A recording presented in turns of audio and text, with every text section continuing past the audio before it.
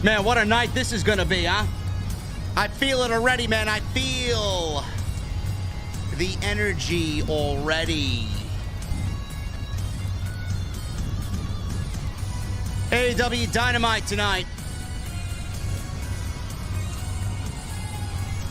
Kind of went undisputed, bro. We kind of went undisputed. Roderick Strong makes his debut with AEW backing Adam Cole against the Jericho Appreciation Society.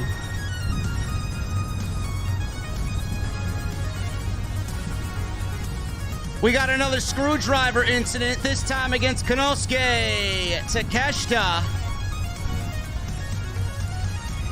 Orange Cassidy continues to defend the International Championship.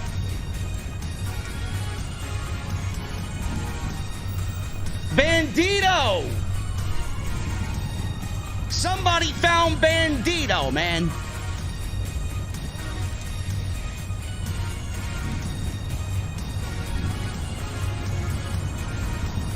And MJF with Sammy Guevara, man, their bromance took a nice little turn this evening.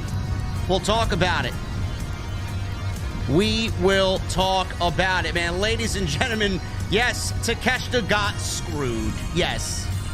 Yes, thank you. Thank you. Whoever said that in the chat. Michael Evans, thank you, bro. MVP of the stream already. Ladies and gentlemen, we're going to the OTS venue. I got my cold beverage just opened. Jesse's ready with a brand new PC. And I'm going to the OTS venue tonight. We're drinking in my mother's basement. And I got one question for you guys on this fine evening. What the fuck are you guys drinking? I'll see you over there.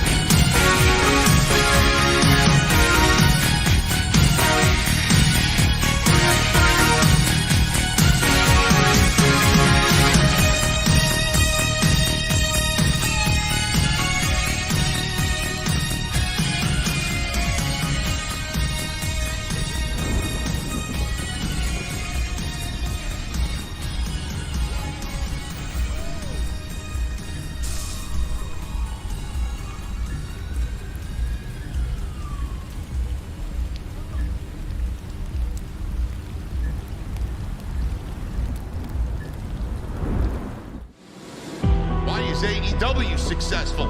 Why is Tony Khan running his promotion better than Vince McMahon and Bruce Pritchard are running Monday night and Friday night?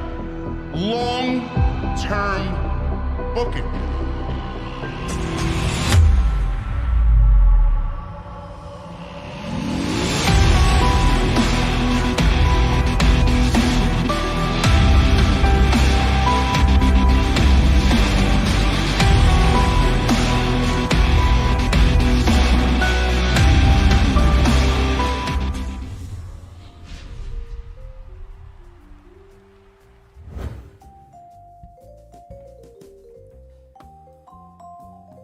Ladies and gentlemen,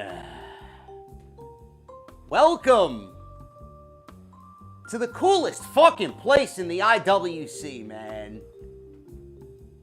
My mother's basement. Raging Girl Gamer donates $500 in the super chat. before we even start the stream. Rage, I gotta ask you, what the fuck are you drinking tonight, Rage? Because looks like you're sitting VIP all by yourself tonight. Holy shit, man. What a way to start the fucking stream. Rage with a $500 bomb in the chat. AEW Dynamite tonight, man. We're going to talk about it. I don't know. It felt like Jesse, get this. Jesse said it felt like a Vince McMahon booked show. That's what he said tonight. I got the text to prove it, man. I don't know what this guy's on, man. You know what it is? Jesse is afraid Bill Goldberg is inching closer to an AEW debut, bro. You know it's coming, man. You know it's coming. Don't give me this shit, man. I tell you what, when Bill Goldberg debuts in AEW, I swear to fucking God, man, I'm going to be standing right here. I'm going to have balloons in my hand. We're going to have confetti. We're going to have streamers go off, man. It's going to happen, man. It's going to happen. And then Jesse is not going to be on Wednesday nights anymore, man. He would probably end up quitting the show. Because he already has a problem with that happening. He had a problem tonight with Jeff Jarrett. J-E-F-F, right? J-A, yeah, finish it, man. Again, J-A-R-R-E-T-T. Yeah, we'll talk about it. Listen, man, we're going to get into the show, and we got a lot to talk about. MJF and his bromance with Sammy Guevara, and we're going to have a good time tonight, man. So follow Like Rage, have a good time, get excited. It's going to be a good show. And tonight I recommend the Mercedes Money Maker because Naomi is joining... I can't even say it, man. Listen, I'm so sad. I'm so sad that this is happening, man. Trinity Fatu is joining Impact. I can't do it, man. I can't even say it, man. What a disgrace.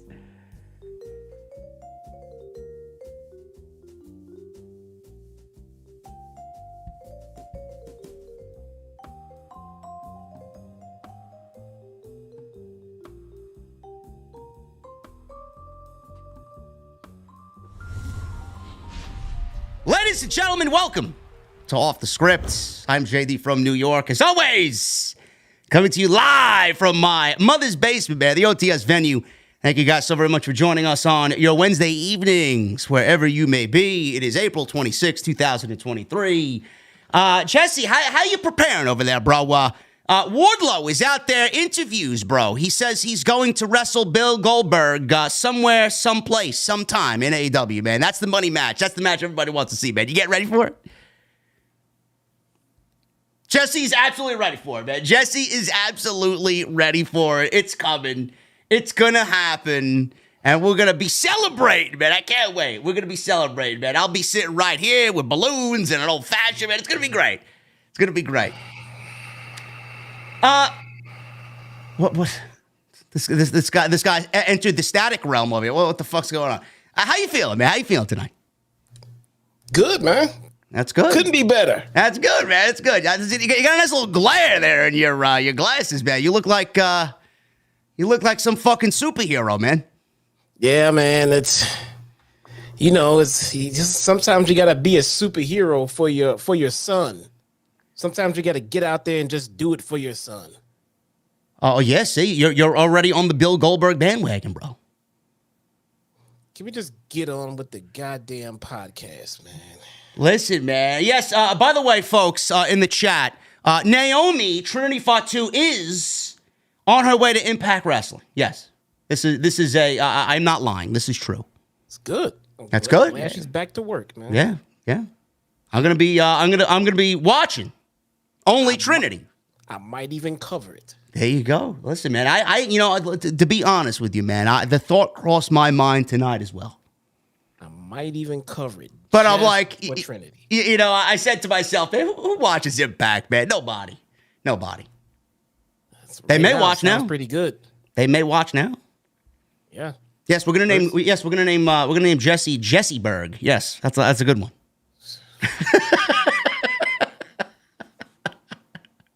Jesseburg, man. It sounds like a fucking place where you want to go vacation, man. I can't get away from that guy. He just won't go away. Well, he's not going to go away, man. There's millions to be made. What? There's millions upon millions to be made, bro. You know what's happening. Listen, man, tonight's Dynamite. I thought it was a good show. I know Jesse, like I said, sent me a text. He felt like Vince McMahon booked this show. He thought Tony Khan channeled his inner Vince McMahon tonight. I didn't think it was that bad, but it has been a little chaotic as of late. Has it not, Jesse? It was off. Yeah. It don't have that special feel. That special AEW feel anymore. No, we're not going to get that feel until you know who shows up again and comes back. Yeah. Which you know is happening on June 17th, by the way. I'm still hoping for the best, man. Are you going to be there? I don't want him to not come back. Are you going to be there getting your ice cream bar? All over again. You're going to go get your ice cream bar again for a second time? Oh no, I'm not going, man. Oh, okay. Not going. What felt off to you tonight, bro? Did the Dax Harwood losing to Jeff Jarrett throw you off tonight? Look, man, I already closed my camera once on you. I'm trying to not do it in the cold open twice, man. What are you doing, Jarrett, man? Jeff Jarrett on TV tonight, beating half of the AEW Tag Team Champions. What the fuck are we doing, TK? What are we doing here? These guys are supposed to be the cream of the crop. They beat the Acclaimed. They got the titles back right away. Then right away, Dax loses to Jeff goddamn Jarrett. What are we doing here? I don't know. I don't know. Yeah, we'll get into that. Clearly, that was a low point of the show tonight. My favorite part of the show tonight, man, I think the biggest part of the night is all of our fears are slowly being put to rest with this MJF bromance with Sammy Guevara. Though it's entertaining and though two guys there and MJF and Sammy Guevara are favorites of a lot of people on this show, I'm glad that Tony Khan realizes what is best for business here, and that is a Pillars Fatal 4-Way. I appreciate the fact that he took a little bit of a deviation away from what had happened and the predictability of it, and we're getting a tag team match next week to basically get us there after a Pillars tournament that didn't really make any sense. A little bizarre, a little peculiar on the way he got us there, but next week's match should really solidify the main event for Double or Nothing. I thought everything the way it was executed tonight, I thought was really good. It was good stuff.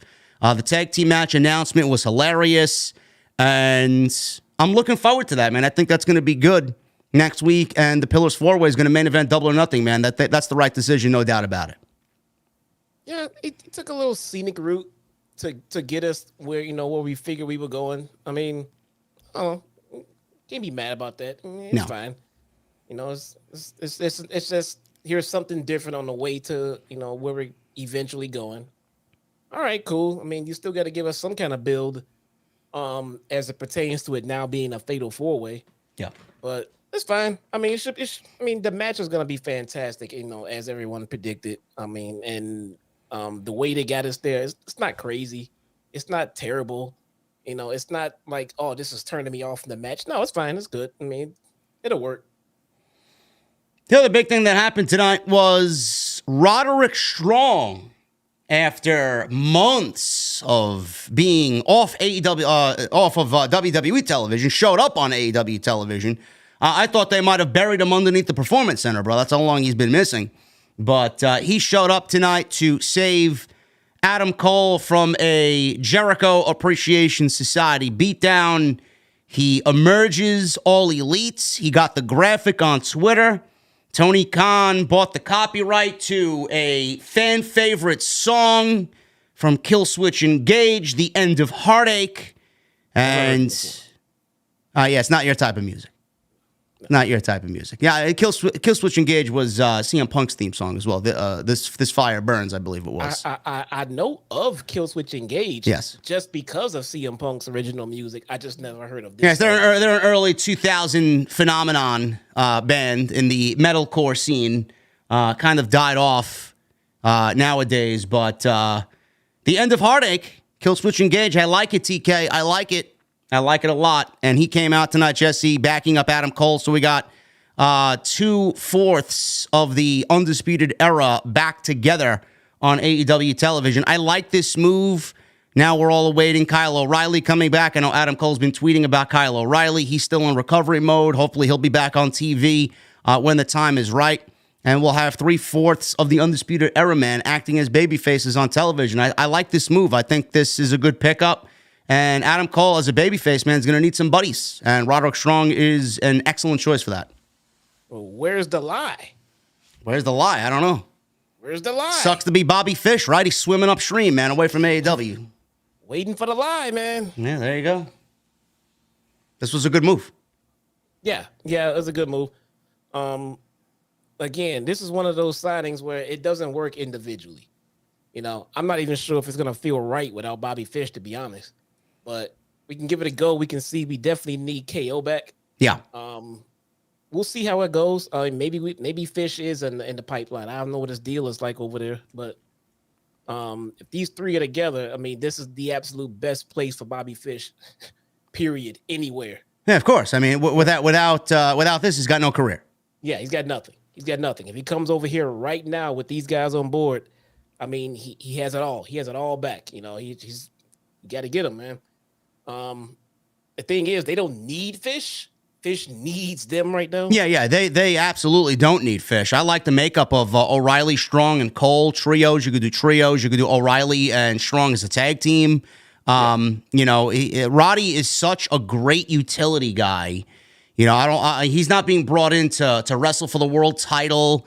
You know, Roddy has always been just one of those guys, bro, that you put in the ring and everybody he's in the ring with just elevates. He elevates them. And he did it in NXT. He did it with almost everybody he was in the ring with there. And he was a huge part of the Undisputed Era and what made them so successful. He could win the international title. He could win the TNT title, tag team titles, trio titles. He is a great, I don't want to say bench player because I feel like bench player is kind of like a derogatory term. But, man, he is the sixth man. What do they call it in the NBA? The sixth man off the bench? Man, yeah. Right? What a utility man that is, man. Roddy is so fucking good at what he does. He's a great role player. Mm-hmm. He's a role player, and there's no, you know, there's no disrespect in that. I mean, every fantastic team needs role players. I mean, it's just what they are. I mean, for a long time, Scottie Pippen was nothing but a role player. Yeah. You know, I mean, and there's nothing wrong with that because Jordan wouldn't be Jordan without a Scottie Pippen, you know. Yeah. So, I mean, so this is cool. I mean, and the options are just unlimited with them, especially with this faction warfare they have going on and everything else. And they still got the Elite and Adam Cole ties and everything else. So there's quite a few things they can do with this one. Yeah. Adam Cole and his buddies against Bullet Club Gold at some point. Oh, man. Yeah. Getting excited about that already. But yeah, Roderick Strong is in AEW. It was kept under wraps so secretly. Nobody knew when he was released from WWE because I know there were reports back in the day, especially late last year, that he asked for his release on multiple occasions and he was denied. So they must have let him go without making a big deal about it, or his contract ran out and they just kept him off TV until his contract ran out. Regardless, this is a big pickup for Adam Cole and whatever he's got going on with AEW television. This is not a game-changing situation. I don't want anybody to misconstrue what we're saying here. Roddy is not a game changer because I know that's, the geeks online love to hang on to us saying that, oh, he's a game changer. No, he's not. Roddy's not a great. We just legitimately said he's going to be a great utility guy for AEW and Adam Cole, and I like the pickup. It's going to be something that makes their television better. Yeah, it is.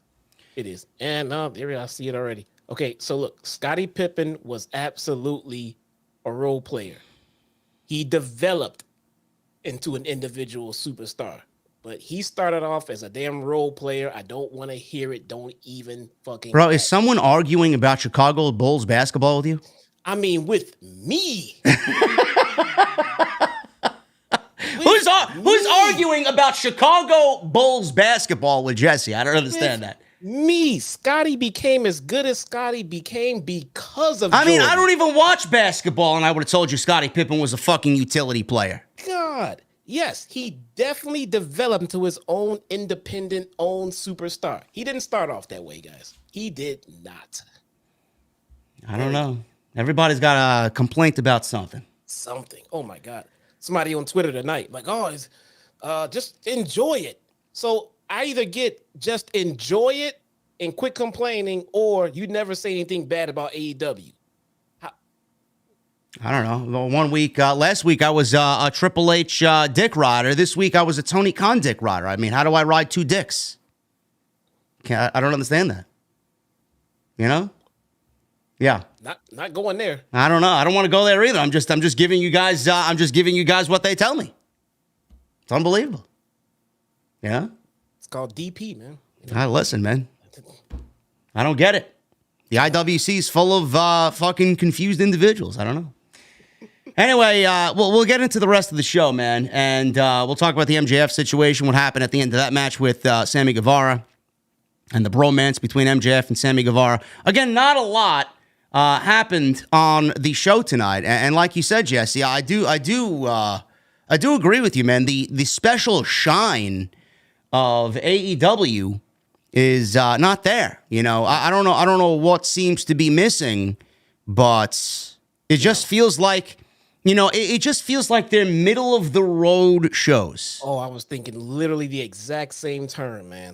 Middle of the road shows, man. Yep, perfect, right there. They're just there when they could easily be so much better. Yeah, they're just there. I mean, maybe shame on me for just having a higher expectation for AEW because I've come accustomed to it. And I know they're capable of it. So when it's not it, I kind of point it out. I mean, it's not terrible. It's not like I'm losing faith, but it is very middle of the road. It's very safe right now.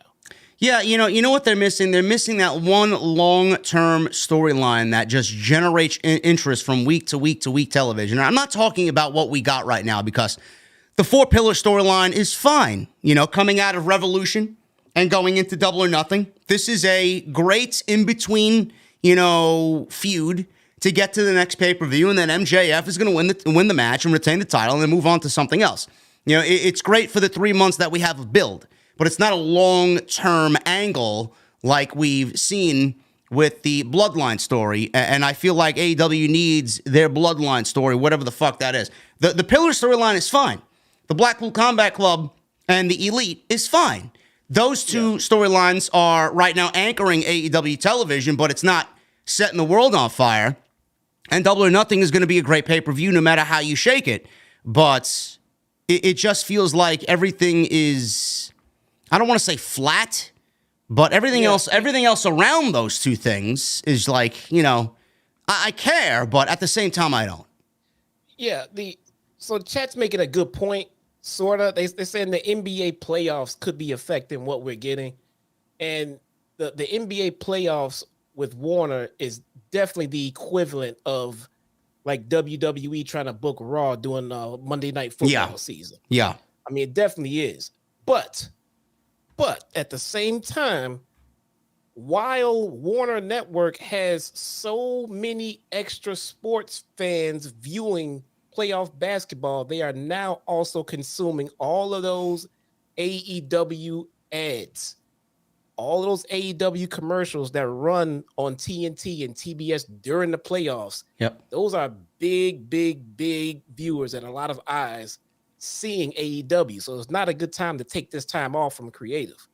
No, and that's what these promoters do. That's what Vince McMahon used to do. Triple H did it. How much of that was Triple H and how much of that was Vince McMahon, that remains to be seen. But a lot of the years we watched Monday Night Raw and consumed Monday Night Raw, bro, when Monday Night Football was really gearing up, into week 2, 3, 4, 5, and we just got later into the season, the care on the writers and the care on WWE staff to put on a good show, it was basically, if you missed a week, bro, you didn't miss anything. You could miss 4 or 5 weeks and not miss anything. That's how unimportant those shows were, and they made them that way. And I don't really take Tony Khan to be that type of guy because he's always going to put something meaningful on television. And he put something meaningful on television tonight, obviously with the debut of Roderick Strong and the announcement of the Owen Hart Cup, which I'll get into in a second. But yeah, I mean, is he giving us, Dynamite shows? No, he's not. And I do feel like whoever said that in the chat is correct. Like, he's not going all in because he knows that the majority of the interest right now is in the NBA. Yeah, could be. The other big announcement tonight, or the other big thing that happened tonight on the show, was Tony Khan in a very well done pre-taped segment, because when it's live, Tony doesn't know when to end it. So they were like, bro, you got this. Say what you need to, and we'll cut it and edit it and really make it look nice. Standing in front of a green screen, and he announced tonight that the Owen Hart Cup tournament is coming back to AEW television, and the opening ceremonies for this year's tournament will take place on May 28th at Double or Nothing. Tony Khan then said the tournament matches will take place all across Canada when AEW has their Canadian tour that leads into the Forbidden Door in Toronto in June. Khan also said that there will be matches at the Forbidden Door that includes New Japan talent, and he said the finals will take place in Calgary, Alberta, Canada on July 15th, which right now is a Saturday, and that is looking to be an AEW Collision taping live. So I like this. I'm glad that this tournament's back. Last year, as you guys know, Britt Baker and Adam Cole won the inaugural tournament for the men and the women, and I'm excited about this, bro. I don't know who's going to be a part of it, obviously. We will find out soon, but this is a great thing for AEW, and the fact that there will be New Japan talent in this thing's got me really excited. Yeah, it's always good to hear Owen brought up and put in in the spotlight. So and I don't want to lose focus on what this is about. It's about again bringing focus to Owen Hart and his legacy, and I think everyone in this tournament are going to do just that. So yep. I'm expecting a fantastic tournament here. Yeah, should be great. Last year's tournament was really good, and I hope Tony Khan has seen what he did in last year's tournament and builds upon that and gives us an even better tournament this year. So very excited about that. As you guys know, I love tournaments, and we got the King of the Ring canceled, so we got the Owen Hart Cup to look forward to this year.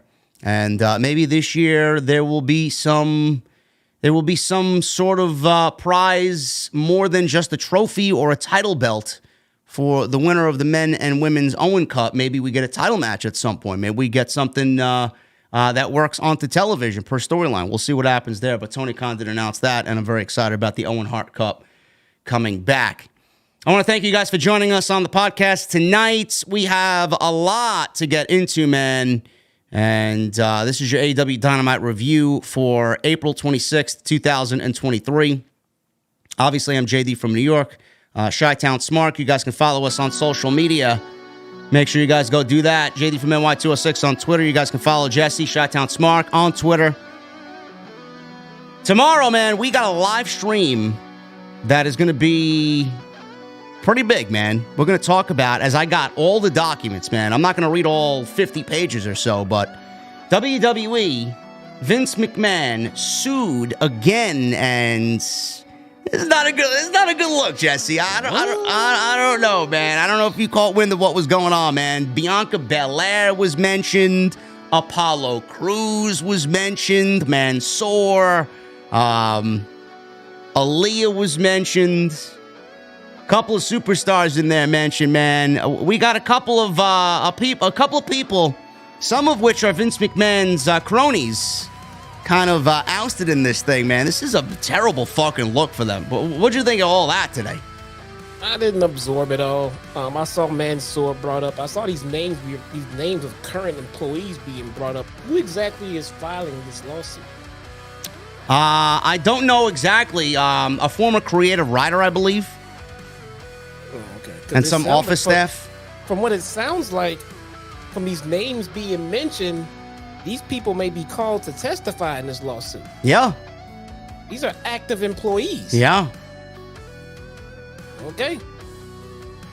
And there are reporters, or I should say journalists in the community that have publicly stated they will not be talking about this on any public setting. Fuck them. I will, and I'll tell you exactly what's going on, man. So that's tomorrow. Now, legally, WWE cannot punish someone for being subpoenaed and testifying. No. Legally. So I don't know. You know, good thing Apollo Crews is in NXT, bro. Yep. Good thing. They don't worry about that show down there. I don't even think they know that show exists. So he's got a nice little nest with Shawn Michaels down there, man, because if Apollo Crews is on the main roster, forget about it. Buried. So we'll talk about that, and it's going to be a big show. Tomorrow afternoon, 5 p.m., we'll also talk about the meeting between Chris Jericho and CM Punk. Details were leaked about that meeting. And we have a bunch of other news that we'll talk about on tomorrow's show. Make sure you follow me on social media, like I said, Jesse as well. Go check out all the other content on the channel. Hit that thumbs up. We got 426 likes on the stream right now. We need at least double that, man. We got almost 1,800 people in here. Let's try for at least 800 right now, and then we'll work our way to 1,000. Super chats are open. You guys can be as cool as Raging Girl Gamer, who donated $500 at the start of the stream. Unbelievable. We love Rage very much. Actually, it was only $4.99. $4.99. $4.99. Still, she drinks on me tonight. Unbelievable. Thank you, Rage. So get those super chats in. We'll hang out at the end of the show. Kitty cocktail. Yeah. Like, well, who? Kitty cocktail. What the fuck is that? It's a non-alcoholic drink. Oh. Well, you just could have said non-alcoholic drink. They're called kitty cocktail. Kitty cock. A mocktail, bro. Get with the program. Okay, maybe that's a New York thing, but... You never had a mocktail before? Kitty cocktail? I actually had a kitty cocktail a few days ago. What is that? What does that consist of? A Shirley Temple? Basically, yeah. They just make an alcoholic drink sans the alcohol. Okay. And then memberships are open. Get them on in. You guys want to be a part of the VIP club right here on Off the Scripts? Hit that join button and become a channel member right here on the podcast. You guys get emotes, badges, exclusive early access to videos when available, members-only chats. You guys got it all there by hitting that join button. I appreciate you guys very, very much. Let's start at the top here, Jesse. We're going to talk Orange Cassidy and the returning Bandito. This one's for the AEW International Championship. Good to see Bandito back on television. I don't know where he really is, if he's an AEW roster member or if he's a Ring of Honor roster member. But regardless, Bandito is fantastic at what he does. And Orange Cassidy has defended the International Championship several times. I believe this was his 19th defense, if I'm not mistaken. And he retains the title in what I thought was a very good match with Bandito, bro. How you feeling about Orange Cassidy, man? The more he defends that title, man, the more prestigious it becomes. It definitely is, and we've talked about this several times. The International Championship is more like AEW's Intercontinental Championship. Yeah. I'm enjoying what Orange is doing. I mean, at least as far as the in-ring work. I don't know. As far as Bandito, okay, we got Bandito, we got Vikingo, we got Roosh. It's Tralistico. Commander. No, all of these great wrestlers coming on and putting on great matches with no story. None. No story. Zero. If there's one thing I could change about Orange Cassidy's reign, it would be I would love to see the title defended with some sort of story around it instead of it being these random matches every fucking week. That's what I would like to see. Yeah. Otherwise, it's great matches and a great title defense, but what does it really mean at the end of the day if there's no story around it? Nothing. So I would have built something with Orange Cassidy in the House of Black with Buddy Matthews, man. I thought that was the right time to do it. Who knows? Who knows? Who's next? I don't know. Who are they gonna bring in next to bring in and do a banger match on TV and then be gone? No storyline. Where does Bandito go from here? Yeah, man. You gonna bring him in and present him to us? Cool, awesome. He's a great wrestler. Give us a story with him, you know? Well, he was he was on the show more than once tonight, so I don't know what they're doing with him, but they certainly got some sort of plan for him. And we'll get to that in a second, but this was a great match. You know, Orange Cassidy, you know, goes out there, has a great match more times than not. He shuts a lot of people up, and it's a great thing to see. So we got these two guys going kind of lucha to start the match. Cassidy did some lucha, and he did one of his cartwheels, but it was kind of half-assed because he's Orange Cassidy. And that led to a stalemate with Mr. Bandito. Bandito did his guns, his fingers, pointing his guns at Orange Cassidy, and Orange Cassidy took his guns and holstered them in his pockets. So that was the mind games there by Orange Cassidy. He fake dived, opted to pose in front of Bandito, so mind games continued early on here. Cassidy fired off a series of moves. He did a bunch of shit with his hands in his pockets. Bandito caught a dive and dropped Cassidy on the barricade. Bandito then hit a spine buster, then applied a stretch muffler to Orange Cassidy, who got free, and then he was sent to the floor and wiped out by Bandito, who did a tope over the top. So Bandito was in control, and Orange Cassidy countered a delayed vertical suplex into a stun dog millionaire. Excalibur on commentary said that Bandito was in Mexico for weeks preparing for this match and learning all the moves of Orange Cassidy so that he could develop counters for them. I appreciate the effort to tell me a story there, Excalibur, but I don't believe you. I don't believe you. But good try. Bandito delivered a very nice-looking one-arm suplex from the apron back into the ring, and he dropped Cassidy with a pop-up cutter. Cassidy then avoided his X marks the spot and tried a cross-body off the top, but was caught and pressed in the air one-handed by Bandito. Physically impressive is Bandito. Then he went up top and did an Eddie Guerrero with the whole Eddie shimmer as well, Jesse, off the top rope. Get pissed. Chavo, where is Chavo, bro? I'd love to see him get pissed at this. Is he pissed? No, I thought it was Conan that got pissed. No, what's his name? Chavo was on social media the other day saying that he's tired of people prostituting off of Eddie Guerrero's name and likeness. Oh, okay. Oh, no, it was. He talked about Rey Mysterio, but... No, it was Conan that said you can't do it if you're not Mexican. Oh, him too, yeah. Yeah, he blasted Takeshita for doing it. There we go. Okay. People, they get really offended, man. So offended. I don't know why. But Bandito's Mexican, so I think he'll pass Bandito. So, yeah, he can do it. It's okay. He's Mexican. But Takeshita can't do it because he's Japanese, bro. He can't do it. Dude, they are keeping Eddie's legacy alive. Eddie Guerrero is more over now than most of the people on a lot of these rosters right now. Bro, did you hear that pop when when Rey Mysterio came out with Eddie Guerrero's theme for at least 10 seconds? Lied, cheat, and steal at WrestleMania. You see the pop when that fucking music hit? Very much so. Unbelievable. People love and miss Eddie Guerrero, so why is it a problem? Because, I mean, like I've always said, man, these ex-stars, they like saying things to get themselves in the news and in the eye of the IWC. And then Chavo wants to be smart or think he's smart. He's like, I trolled you all. I worked you all. I'm like, no, you didn't, bitch. You got blasted on social media and then had to fucking come up with some way to retract the stupidity that you said. You didn't fucking work anybody, man. Of all people, he targets Rey Mysterio.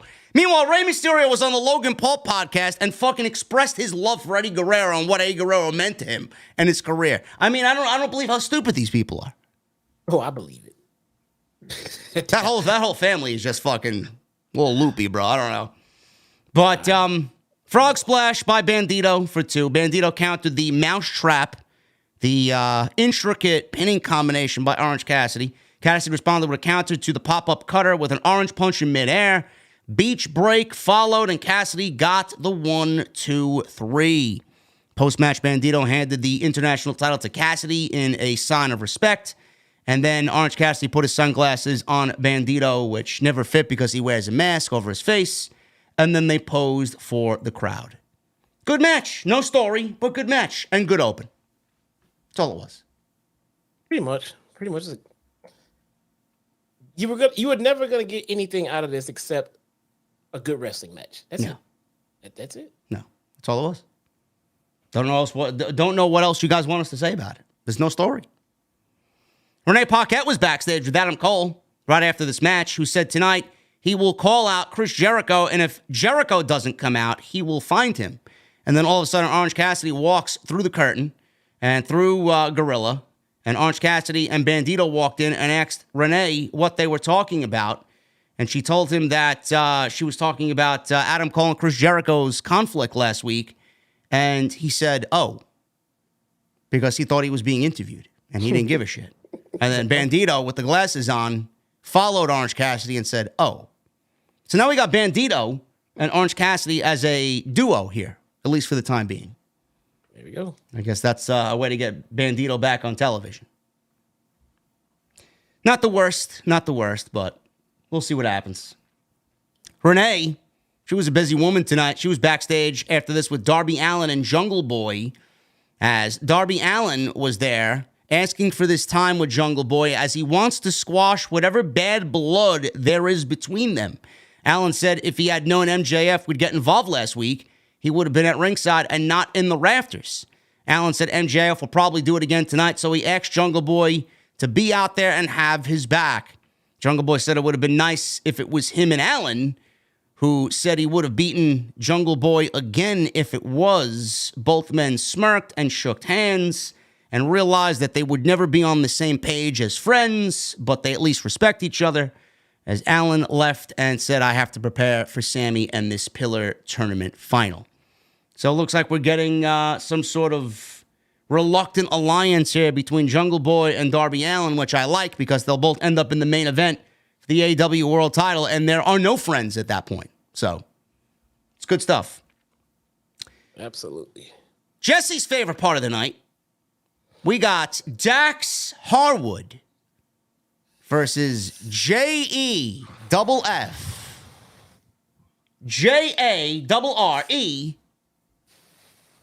Spell it out, Jesse. I don't know how to spell the rest of it. Bro, I'm Double trying T. to not turn my camera off. Jeff Jarrett, who is the man behind AEW's live event schedule and touring, right? He is part of the management in this company, and meanwhile finds himself on television more than Keith Lee, Miro, Swerve, and countless others, man. He's there every single week, man. Satnam Singh is out there. Sanjay Dutt is out there. Jay Lethal's out there. We love Jay Lethal. More Jay Lethal. But I don't understand what this storyline is, bro. I mean, they're doing this because they want to enlist Mark Briscoe? Are they doing this to protect Mark Briscoe? They feel like they both have a case to protect Mark Briscoe? I don't get it. Who cares? You don't get it. The fuck does Mark Briscoe need protection from anybody, bro? The guy's a fucking savage. Oh, man. Why? Just what? I'm genuinely stumped at why anybody would care about this. I would get it. I'm trying to find a scenario where, like, I would get this Jeff Jarrett shit. I would get it if this was the debut of AEW and they wanted to bring in guys with big names in the industry, and they brought in Jeff Jarrett to help to get the, organization off the ground and into the name. Why is he here right now? I don't know. Why is he? It's not like you don't have talent, younger talent. It's not like Jeff Jarrett is this big, mega, super household fucking name where we got to get him on TV to draw in ratings. You don't need him for ratings. You don't need him for in-ring talent. You don't need him for tag team. Why is he here? I don't know, man. When he comes out, man, and his theme music hits, it gets a decent reaction. People must love him. I don't know. Why is he here? Why is I genuinely want to know? Why is Jeff Jarrett on TV as the type of performer he is, as a part of the management in AEW? Why is he on TV more than a Swerve Strickland? Or anybody for that matter? Buddy Matthews. Where's the House of Black? Where is the House of Black on this show? We saw Jeff Jarrett. Why don't we see Malachi on television, but we see Jeff Jarrett and fucking Satnam Singh? I don't understand it. Now, the match itself, the match itself was fine. It's not something that's going to tear the house down or light the world on fire. There were a couple of people that I actually enjoy talking wrestling with a lot on Twitter that were very much looking forward to this match. I could see why. Jarrett's a very... Stop talking to them. You just stop talking to them, man. I don't know who it was, so I'm blindly saying this. They don't know a goddamn thing. Quit talking to them. Jeff Jarrett's not a bad wrestler.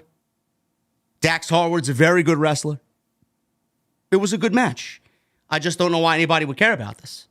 So Jarrett, he came out and referees automatically sent Sanjay Dutt, Jay Lethal, and Satnam Singh to the back as this was going to be a one-on-one contest. Now, did it stay a one-on-one contest? The answer is no. It never does. So Jarrett's in there. They had a nice little back and forth. Jarrett was throwing some right hands, and Harwood was on the defense. Jarrett fought out of a superplex after some chops by Harwood, and Jarrett sent Harwood into the buckle, chest first, like Bret Hart used to go into the buckle. Jarrett dropped a leg on Harwood in the ropes, and he does his Ric Flair strut. Both men trading shots in the middle of the ring. Jarrett tried for a figure four. Harwood tried for a sharpshooter. Both fought free, and Harwood then connected with a top rope headbutt for a 2 count. Some counters back and forth, which led to Harwood driving Jarrett into the mat with a pile driver that spiked him for a near fall. Jarrett then rolled to the outside. Harwood then rolled out there with him. Jarrett avoided a top rope leg drop back in the ring. He catapulted Harwood into the corner. Harwood counted a figure four into an inside cradle for a very close 2 count. Harwood then tried a suplex to Jarrett inside from the apron, and all of a sudden, Sanjay Dutt appeared from what looked to be underneath the ring. I don't know how he got there, or where he came from for that matter. He hooked the leg from the outside from the referee's vantage point, and Harwood kicked out. The chase then happened on the outside with Sanjay running away and Dax basically running at very minimal speed, because Dax is not the most agile individual, running after Sanjay Dutt. He runs into the ring, bro, like a fucking complete geek, and he walks right into Jarrett's finish, which is called the stroke, for a 1-2-3. So imagine, bro, Dax, an accomplished fucking professional, a tag team champion. Yeah, basically. He's chasing Sanjay Dutt in the ring, bro. He's chasing him. Sanjay gets in the ring, and Dax chases him back into the ring, and he walks right into a skull-crushing finale for the 1-2-3 to give Jeff Jarrett the victory. I mean, what TK, what the fuck are we doing here, bro? One half of the AEW Tag Team Champions, Jesse, loses via nefarious bullshit to Jeff Jarrett, who then held up the title as if he is indicating that he is going to win the tag team titles with Jay Lethal.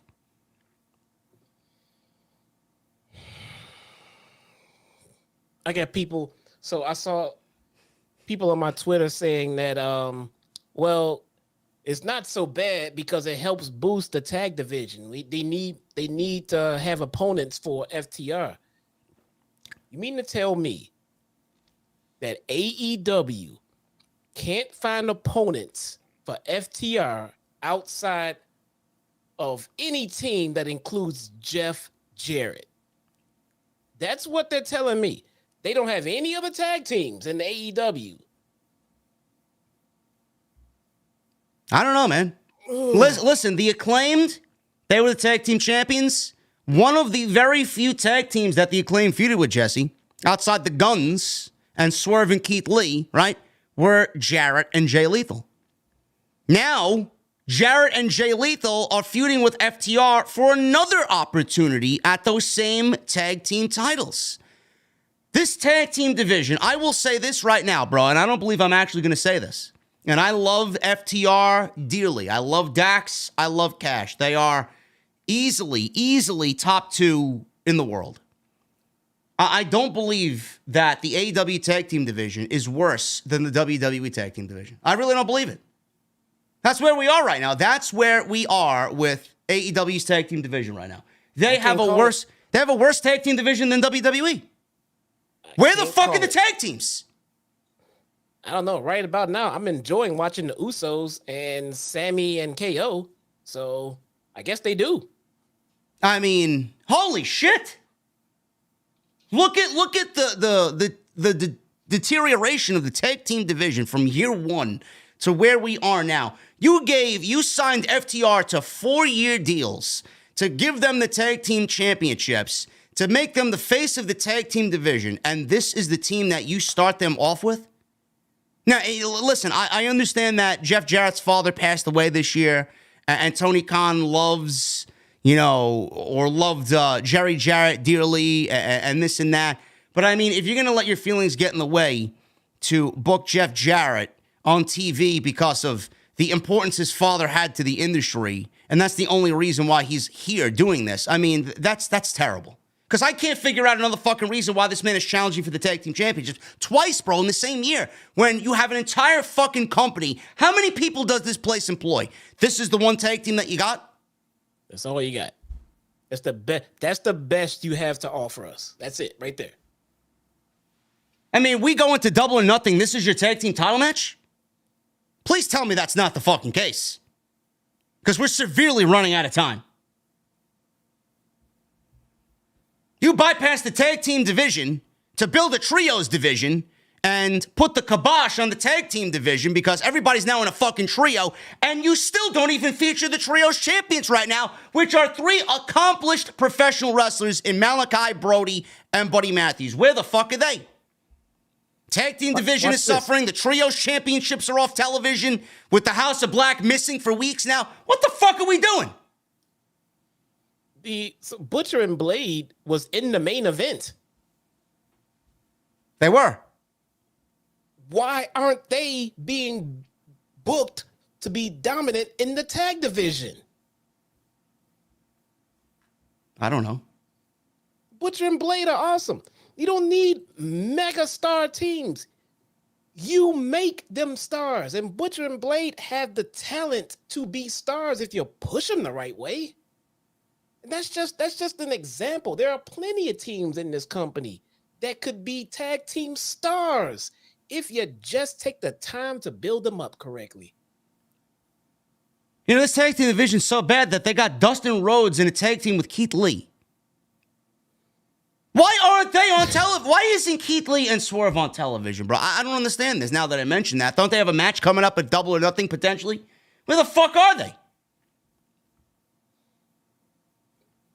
Oh, but JD, he's so much on Tony Khan's ass. He rides his cock. He never complained about AEW. He never complained. I don't know, man. I got multiple complaints in this one fucking segment thanks to this one match tonight. Nope. All these guys do is complain. Like, okay, so which is it? I don't know. Are you guys happy with the tag team division? Because I know I'm not. Tag division, TNT title. Fucking Jesus Christ. Don't get me started on Jade Cargill on that TBS title. Holy shit. It looked like she was moving in fucking quicksand tonight. I mean, what are we doing? Everything is just so fucking choreographed. I see better fucking wrestling from the rookies on NXT. We'll get to that in a second. So Jarrett beats Harwood. I don't know. This is very, very, very dumbfounded by some of these decisions, to be honest with you. Tony Khan was backstage. He announced the Owen Hart Cup. We talked about that. Really no other announcement, but tournament will be taking place in Las Vegas. Ceremonies will start at Double or Nothing. They will continue into Forbidden Door, where New Japan talent will be a part of the tournament. Finals will be taking place on July 15th, which right now is a rumored AEW Collision taping in Calgary, Alberta, Canada. So that is that. Wardlow. How the mighty have fallen here. Wardlow now with Arn Anderson officially. This is a thing, a legit pairing once again. He defeated an unnamed opponent in seconds. Powerbomb Symphony. 1, 2, 3. So, Jesse, we are now going back to Wardlow holding the TNT title again for a third time, and now we're here on Dynamite Wardlow squashing jobbers, local jobbers, in seconds. They make it so hard to get invested in like Wardlow. They make it so hard. I don't know. I don't know why this was necessary. Like, do I need to see Wardlow squash somebody to know how dominant Wardlow could be? What did you tell me tonight, Jesse? After Will Hobbs won the TNT title, what was his first match? A squash match, right? Yes, he won a TNT title, and then the next week he got a squash match. Then after that, he fucking lost the title. Now here we go. Wardlow won the title. Next week, he got a jobber match. It would not shock me at all if Wardlow lost that fucking title next week. I wouldn't be shocked about it. Well, I mean, they aren't really doing themselves any favors if his first opponent after he beat Will Hobbs is fucking Luchasaurus with a brand new gimmick and a mask. Yep. I mean, what are we doing here? Oh, but it's a TV title, man. It's supposed to change hands. I'm not interested in that. The title has no value if there's like 16 fucking people holding the title within a 3-month period. I don't like that. That shit worked back then. It doesn't work now. Give me a break. All this stuff collectively is why I wasn't high on this show. I mean, look at Edwin. I'm sorry, Jesse. I don't want to cut you off. Edwin Tavares in the chat. Damn, you guys are nitpicking tonight. Jesus, what exactly are we nitpicking here, Edwin? I mean, are you okay with the tag team division? Because if you have something else to bring to the table that we're clearly missing, I'd love to hear your POV, bro. Where's the tag team division? Just like everything. Just like it. Are we wrong? Or are we right? Because I'm hardly ever wrong here. We call it as we see it. Hey, Edwin, imagine going to your favorite restaurant, whatever it is, wherever you like to go eat. And then you order something and then you expect it and then your order comes back messed up. So you grab the waitress or the manager or whoever and say, hey, my order is messed up. And then they turn to you and say, well, why the fuck are you nitpicking? Yeah. Why are you nitpicking? Just shut up and eat it. Oh, I don't know. You never watch a baseball game? One of your favorite fucking your favorite team, right? Say your team is winning by 1 run, 1-0, complete fucking shutout. Manager pulls the pitcher to put in a fucking relief pitcher after this guy's been dominant. He's got 90 pitches total for the entire game. Going into the 9th inning, he takes him out, and then the closer blows the fucking game. You're not going to nitpick on the manager. Why did he pull the fucking starter when we could have had a 1-0 win? Now we lost 2-1. You don't complain about anything, Edwin, huh? You don't complain about sports that you watch on TV like we're complaining about AEW tonight, huh?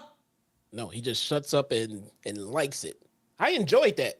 Your team lost. Not everything, but Jesus, it was a decent show tonight. No shit, it was a decent show, but it wasn't great. So let us fill in the gaps for you and tell you why it wasn't great and how it could have been better. Fucking ridiculous.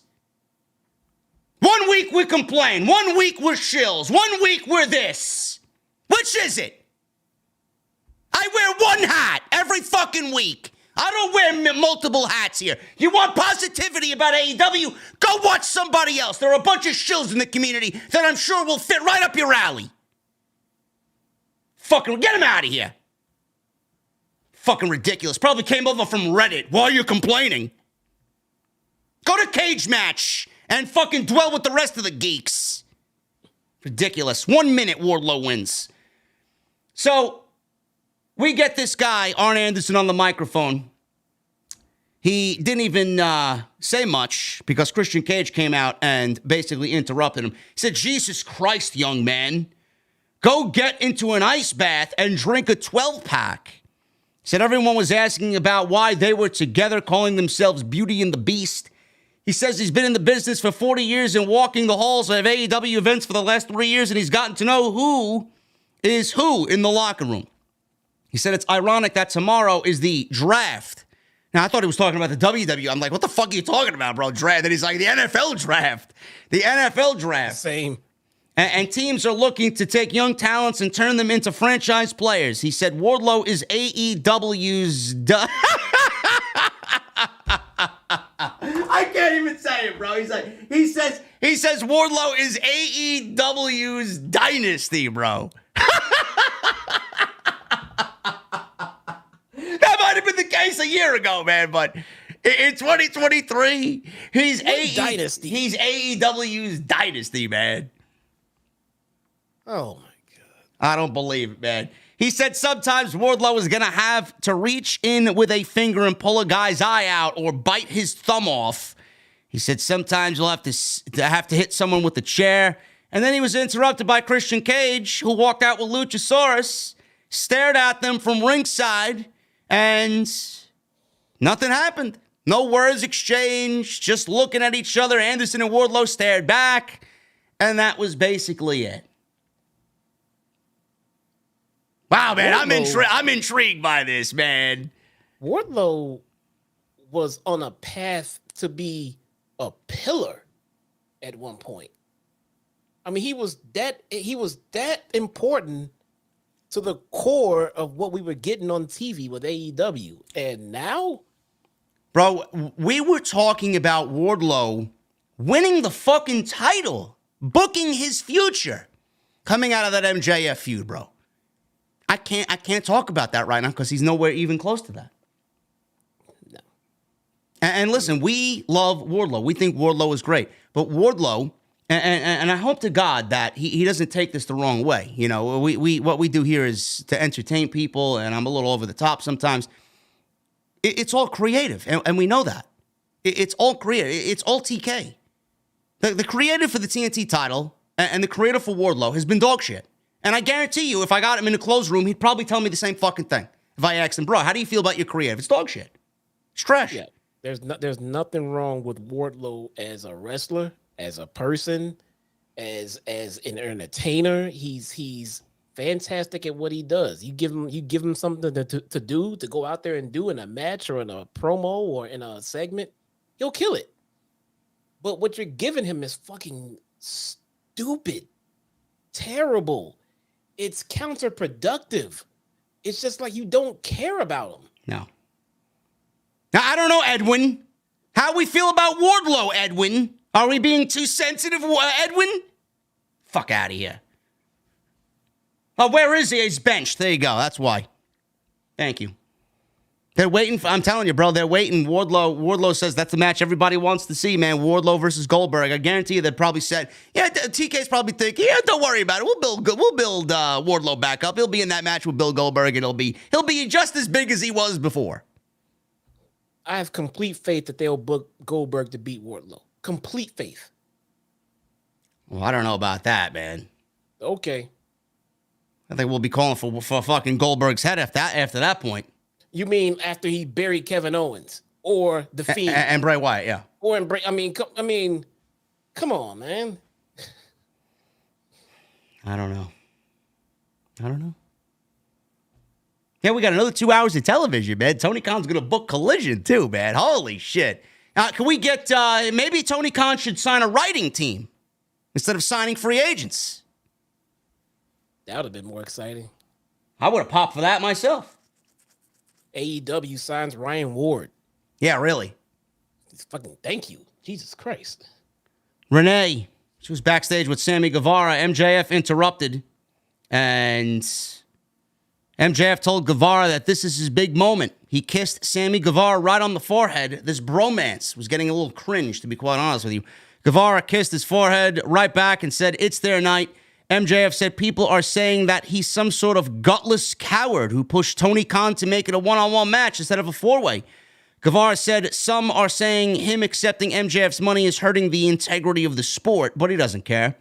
He shared a laugh with MJF. Guevara said he'll kick Darby's ass later.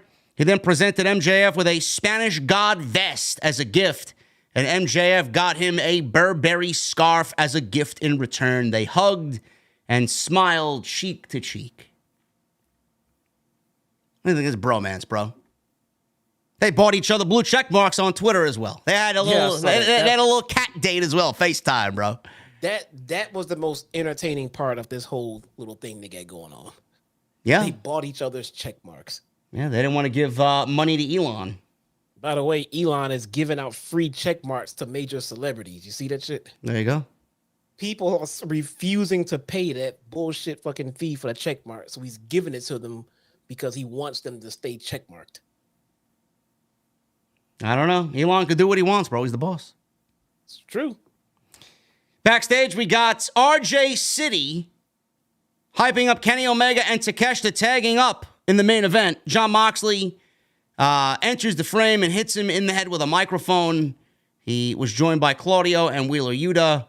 And Mox says they have some scars to leave tonight. So an unprovoked attack here, man. The commentators will be like, oh, yeah, RJ City was attacked. I don't believe it. No consequences. It's just random people getting attacked, bro, with no consequences. No fines, no officials, no nothing. They just run around doing what they want. RJ City. Does anybody know who RJ City is or care who RJ City is? I know I don't. I watched the first RJ City episode on YouTube with Bryan Danielson. It's actually very entertaining. Okay, there you go. You ever seen these two ferns or between these two ferns with Zach Galifianakis? No. Okay, if you knew what that was, it's done in the same vein. It's kind of comical, actually.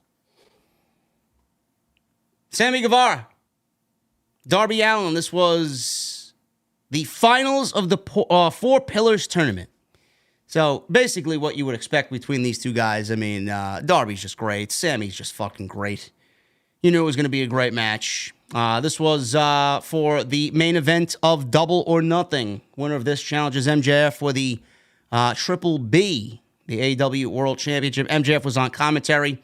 Came out with a big jar of pickles and then started offering pickles to everybody. And Taz was like, no, I can't do the salt. I can't do the salt. And then he goes over to Taz and presents him pickles. He's like, all right. You got a fork, bro. A fork. He doesn't eat pickles without a fork. He couldn't dip his hand into the jar. I'd like me a good kosher pickle, bro. I eat pickles. I mean, I like the Famous Dave's spicy pickles. I never had a Famous Dave's pickle. You've had Famous Dave's? They have Famous Dave's out there? I never seen a Famous Dave's. What is it, like a burger joint? No, it's a chain barbecue place. Oh yeah, I've heard of it. Yeah. Now that you mention it, yeah. I've never been to one, though. Oh, my God. Fucking really good barbecue, man. Don't they got pickles on that disgusting-looking hot dog you got out there? What is that dog called, bro? It's a Chicago dog? Hot dog. No, that's not a hot dog. It's called a hot dog. That's not a hot dog. Oh, I'm sorry. It's called a real hot dog? Yeah. No. It's called slop on a plate, bro. What do you got on that fucking thing? Pickles and tomato and sauerkraut. What do you got on it? Mustard, vegetables, sauerkraut. What the fuck? Yeah, there's no sauerkraut on that thing. They're called vegetables. No, there's no sauerkraut. Shouldn't you be eating vegetables while you're in there lifting 3 pounds, trying to do a chin up? Who? Right, bro. I don't eat that shit. I've been on a fucking strict diet. Eat a vegetable. I eat vegetables every night. Chicken and vegetables. Rotation of vegetables, bro. Green beans, broccoli, peas. Tomato, onion. Sometimes I don't eat onion. There you go. Now put it on your hot dog. I don't eat onion. You don't eat onion? No. Now, I'm one of them guys that has a consistency problem, man. I can't eat onions hot. I'll eat them cold. Okay, I can do that. I'm not a same big thing fan with tomato. Same thing with tomato, bro. I can't eat a hot tomato.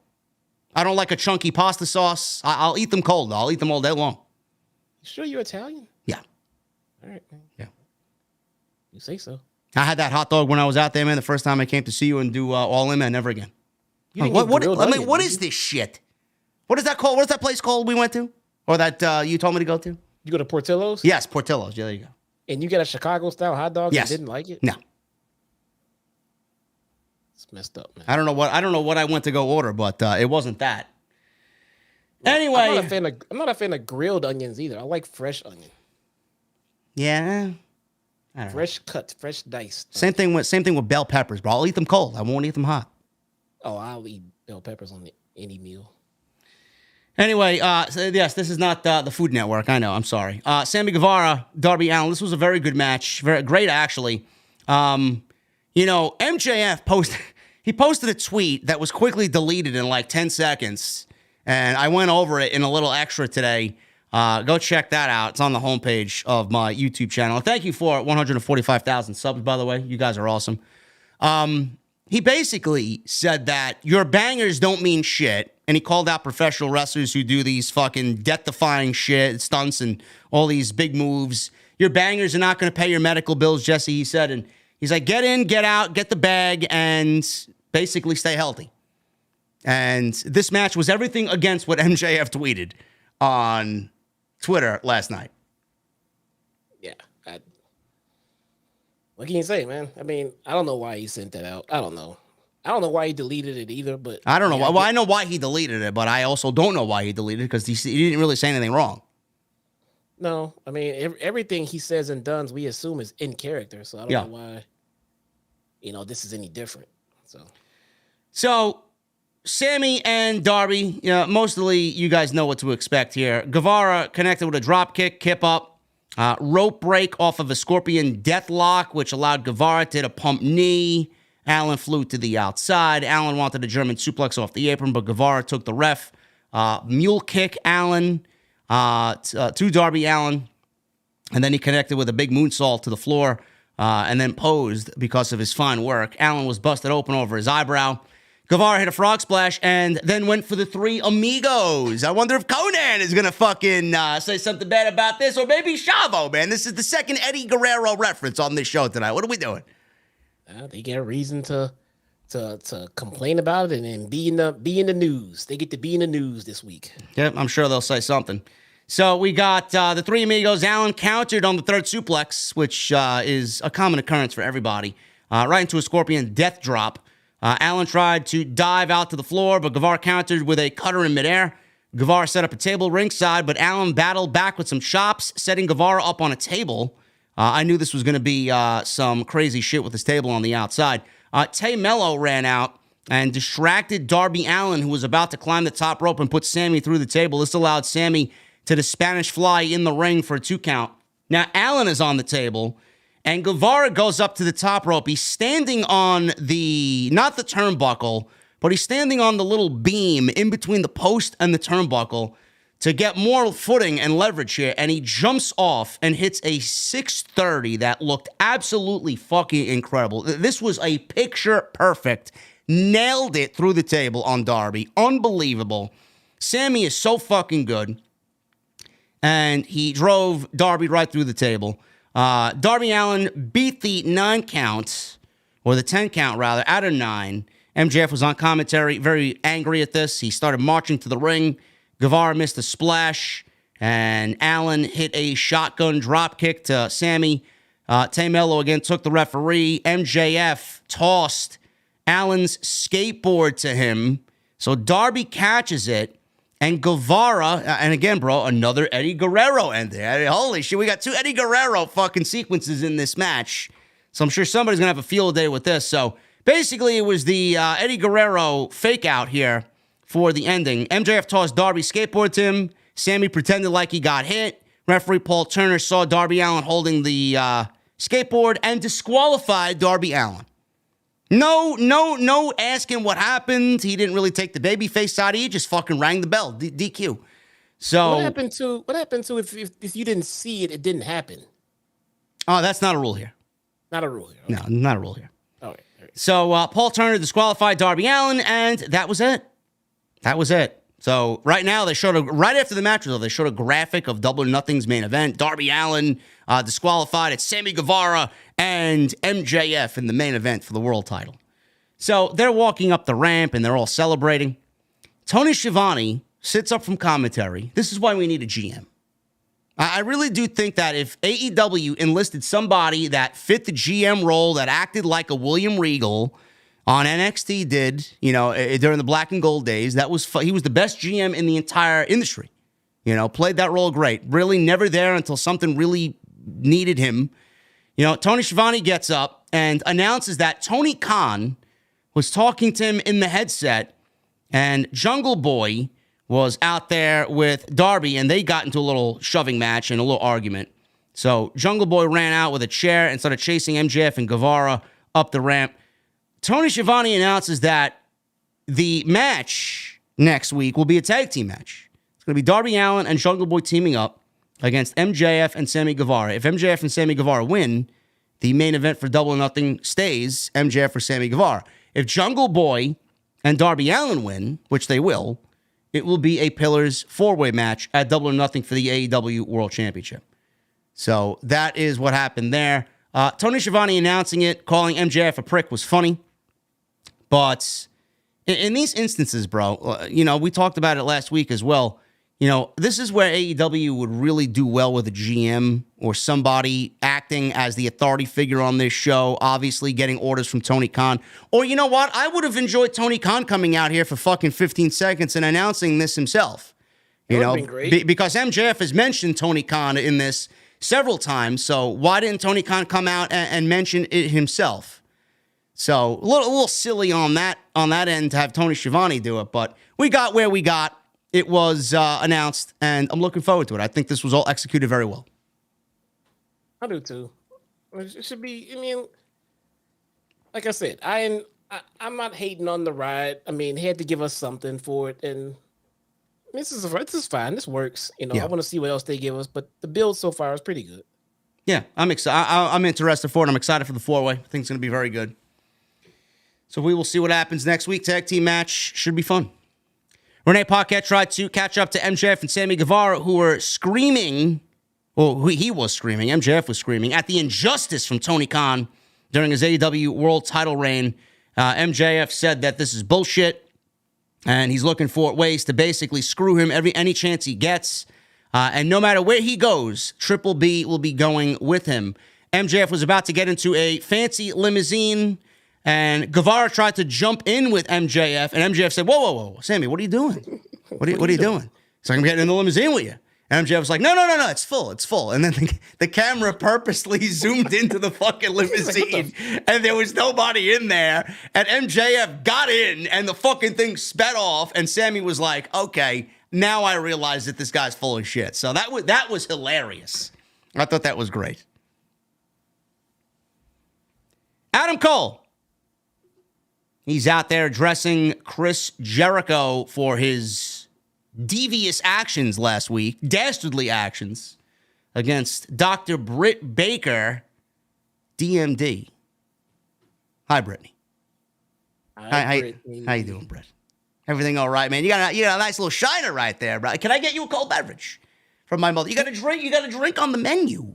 That's okay. She's a pro wrestler, man. It happens. I know.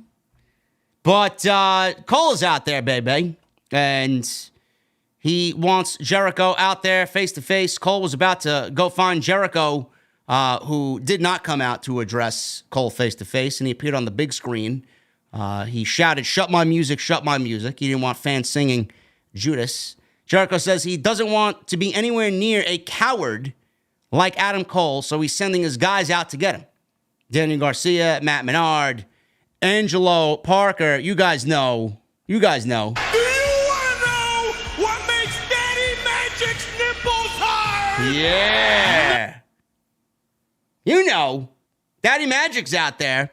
And Jake Hager with his purple hats out there. They hit the ring. They put a beating on Adam Cole when Orange Cassidy and Bandito ran out to help. I don't know what the fuck Orange Cassidy and Bandito have to do with this, but here we are. It's like a Bruce Pritchard fucking run Monday Night Raw. The numbers were still too much, and all of a sudden we hear Killswitch Engage, the end of Heartache, playing on the PA. I'm like, who is this? What is going on here? All of a sudden we see Roderick Strong run out, and he cleans house with backbreakers to everybody, and the Jericho Appreciation Society bailed as Strong and Adam Cole reunite and hug in the ring, uniting the former Undisputed Era, at least 2/4 of them in AEW. Excellent. Good stuff. They don't need Fish. I would like Fish back to make it whole. Bobby Fish. Where's the lie? Where's the lie? Where's the lie? I don't see the lie. I don't see the lie. I don't see Fish either. Fish would potentially be brought back, but, when you are employed by AEW and Tony Khan is paying you and signing the checks, Bobby Fish goes out there and says, while employed under AEW, he says, oh, I would go to war for Triple H. You, at that point, bro, you ain't going nowhere. Tony Khan ain't giving you a fucking chance in hell, bro. He fucking sealed his fate after that one. Oh, I go to war for Triple H. Yeah, I'm sure you would. Did Triple H pick you up? Did Triple H pick you up, Bobby Fish? Yeah, I don't know. You're swimming somewhere up the Impact stream. Is he even on Impact? I don't even know. Where is he? He's got his own podcast. I don't know if he's still there or what. He's still looking for the lie. He's still looking for the lie, yeah. He'll bring him back if Adam Cole asked him to bring him back. QTV. QT Marshall is trying to explain to his crew what happened last week when Powerhouse Hobbs stormed in angry at QT, pushed him up against the wall, choking him out. Hobbs demanded QT to fix it, and he tells Hobbs his word is his bond and that they have a plan B. What is the plan B?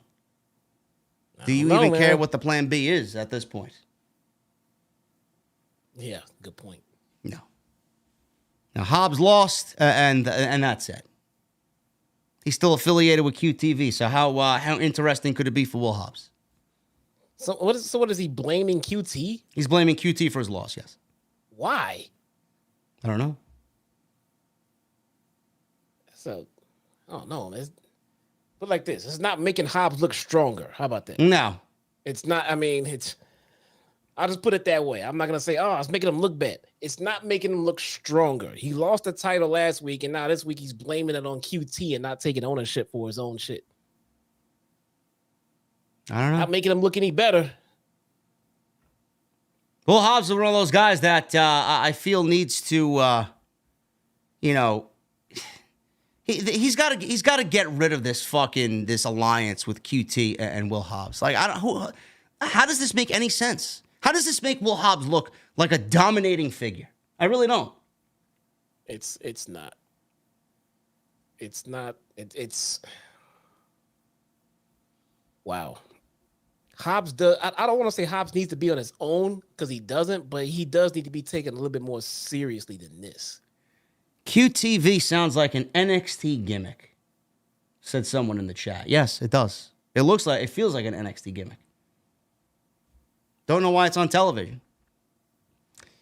I don't know why this is on television either. Jade Cargill, a TBS champion, defends against Taya Valkyrie. Oh. She's going for 56-0. 55-1. Oh, God. Yes. Now, the stipulation for this match is, Jesse, that Taya Valkyrie cannot use her Road to Valhalla finishing move, which is basically the Glam Slam, Beth Phoenix's Glam Slam.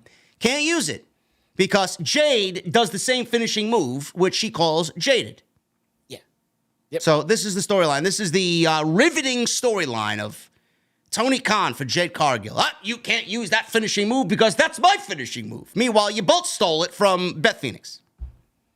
So Mark Sterling sues Taya Valkyrie and gets a cease and desist or whatever the fucking case is and tells her not to use the move. Otherwise, you're going to lose the match. That's where we are here.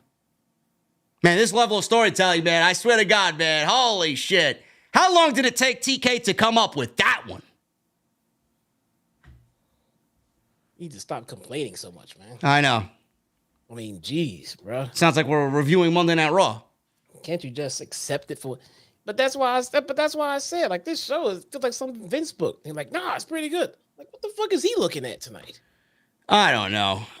Listen, I could sit here and fucking dance around the, Jade Cargill situation with her and this fucking title. This title reign fucking sucks. I'm so sick of this title reign. Like, I'm tired. I'm genuinely tired of seeing that fucking title defended. Yep. Like, what are we doing? Like, genuinely, who's coming in to take this fucking belt off of Jade Cargill? They're waiting for Chris Statlander, bro. Is that what they're waiting for? I believe so. And when Statlander wins it, is it going to matter at all? Probably not. Because if she's going to come back and they're going to give it to her right away and not take the time to rebuild her momentum. Man, I don't know. I don't know what it is, man. Listen, Taya Valkyrie is a very accomplished pro wrestler. She knows what she's doing in there. She's a veteran of this thing. You know, she's wrestled everywhere. WWE, Impact, Lucha Underground. She's wrestled everybody and anybody in her career. And yet here she is with Jade Cargill, and she tried her damnedest. But man, Jade, I don't know what it is. It's almost as if she tries to remember where she has to be, what she has to do, and it just comes off, man. Every time she's in the ring, it just comes off so fucking choreographed and so scripted. It does never look natural out there. You know, this is the problem that I have with NXT, man. I was watching NXT last night. Roxanne Perez was in the main event with Tiffany Stratton and Indy Hartwell. Now, Indy Hartwell suffered a fucking ankle injury, which I think is legitimate, and they took her to the back. Dijak was tweeting about it, and I thought it was all part of the fucking match. It wasn't. She legitimately got hurt, and then she hobbled out and still won the match. But, man, there was like a 3 or 4 minute sequence where Tiffany Stratton and Roxanne Perez were in the ring, man. It looked so fucking choreographed for the 3 or 4 minutes. Like, what the fuck am I watching here?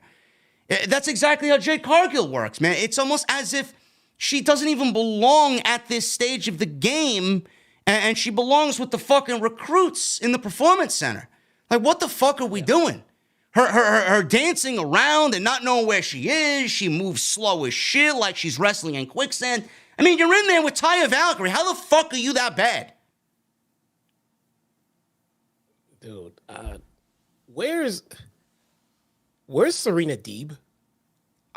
I don't know. Where's Mercedes Martinez? I think both of them supposedly are hurt. Bro, nobody's hurt for that damn long. No. Now that's bullshit now. They've been gone forever, bro. Whatever injury they may have had, there's no way they're still fucking hurt. No way. Well, what does it matter? I mean, Mercedes Martinez versus Jade Cargill is going to be any better than Taya Valkyrie? No, but adding Mercedes Martinez and Serena Deeb back to the women's roster can only improve it. This is the worst title reign in AEW history. Easy. I don't know how anybody cares about this. Yeah. Valkyrie tried to go for a finish early. She realized she couldn't, and this allowed Jade Cargill to take control. Cargill tried to do a Shawn Michaels skinning of the cat over the top rope. She didn't make it over the top rope, and she was booted out to the floor. Valkyrie tried to punt kick her from the apron, and her leg was pulled out from underneath her. She did a split, and Cargill knocked her out with a forearm. Cargill was in control, and Valkyrie started to fight back with a Blue Thunder Bomb to Jade. Jade avoided a charging Valkyrie in the corner, set her up in the ropes, and connected with a nice-looking superplex off the top rope. That was easily the best spot from Jade in the match. Cargill followed with a Destroyer, which didn't look half bad. Valkyrie avoided Jaded with a double stomp to the midsection, and then she went for the Road to Valhalla again out of instinct because it's her finish. If she hits it, she loses. Valkyrie just let Cargill go and stood there not knowing what to do, which looked really fucking stupid, which allowed Cargill to get a roll-up with they said she hooked the tights, but it looked like she grabbed the two cheeks instead. There were really no tights to hook there. So she grabbed two fucking palms of ass, and they said that she hooked the tights. Any fucking way to get us another match, please save it. Post-match, after Jade won by hooking the tights, says Excalibur, Valkyrie tried to attack Cargill and her crew and was pulled off and nearly gave Aubrey Edwards the Road to Valhalla, but the referees grabbed Aubrey and rescued her, basically, and pulled her out to the ring. And that was the way the match ended. This was awful. Everything about this was terrible. But it was a decent show, though, right? I mean, outside this, sure. Yeah. Now, this Jade shit's got to go. This title's got to be. I just like the. What do we say about the tag team titles in WWE? The women's tag team titles, they got to burn them and fucking melt them down and just burn the leather. They got to burn this title. Seriously. Basically. Let's get rid of it. It's a waste. This payoff has to come at some point, though. Yeah. They got to do something here, man. I mean, It's gonna be so blatantly obvious when Jade's about to lose that title because right now nothing seems important in any match that she has at all. So it feels like you can tell when you're gonna be able to tell when it's about to happen because all of a sudden they'll make it interesting right before it does. Or you mentioned Mercedes Martinez. You know, there's another Mercedes that could take this title off of Jade and just end it quick in 2 minutes. Give her a bank statement and get her the fuck out of here. And then Mercedes could be the TBS champion. And we could have a real fucking champion holding a title. Man, one can hope, right? And then where does Jade go from there? The Performance Center? That's a good point. Where does Jade go? Nowhere. That damn title, man? Has anyone legitimately thought of that? If Jade loses when Jade loses the title, where does she go? Where does she go? Where's she going after the AEW Women's Championship? Like that's going to be any better? She's had this fucking title for how long now? 2 years? And still hasn't gotten it right? Since they made it for. Ridiculous. Almost like they made that title for Cody over there. No, they didn't make that title for Cody. There's no way he goes for that world title. There's no way. If he doesn't go after Roman, bro, what the fuck are we doing? It's Vince McMahon's decision. I made this title for Cody, pal. You don't want to break it to you, man, but they gotta put a title around this over baby face right now, but they don't want him to beat Roman. Make him a new title. Watch. Nah, I think Seth Rollins wins that title. If they're gonna beat Roman, they would have a problem having Seth do it, but Cody, make him a new title. Yeah, we'll see. I don't know. What do we got next? We got Britt Baker. She is backstage with Jamie Hayter. And camera zoomed in on Baker's black eye. Jamie Hayter was in a sling. Her right arm was in a sling. Baker said the Outcasts don't seem to know who they are dealing with. Hayter said it's far from over, and they have now declared war. Really? What have we been watching for 3 months, bro? Now they declared war.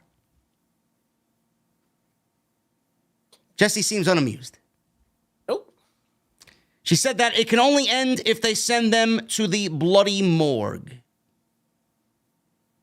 So it looks like we're getting a tag team match at Double or Nothing. No DQ, maybe? Maybe a casket match? Maybe they'll set up Britt's dental office and they'll have a no DQ match there. Put it on Access. I don't know. Jamie Hayter's run. Yeah. What are we doing here? They got nobody lined up. What are we doing here, man? I feel like everything is in just a holding pattern, bro. I don't know. They're waiting for something. What the fuck are they waiting for? I don't know. It feels like they had Mercedes lined up when they had that that special surprise tag team partner thing, and it fell through. But they just never got back on track to that. I don't know. I don't know. It's going nowhere. It feels like it's going nowhere. Like Jamie Hayter legitimately has no opponent for Double or Nothing. No. And I don't want to see somebody materialize out of thin air and challenge her for the title. I'd rather the tag team match, to be quite honest with you. But that doesn't really bode well for the direction of the Women's Championship. And she's done a very admirable job with that championship. For the opportunities that she's been given, man. Yeah. I mean, her pops have severely gone down. Yeah. So I don't know what to say here, man. But she's the women's champion, man. I mean, book her as such. Why is that so hard? I don't know. Again with these chases for baby faces in these titles, once they get them, they fall off a cliff.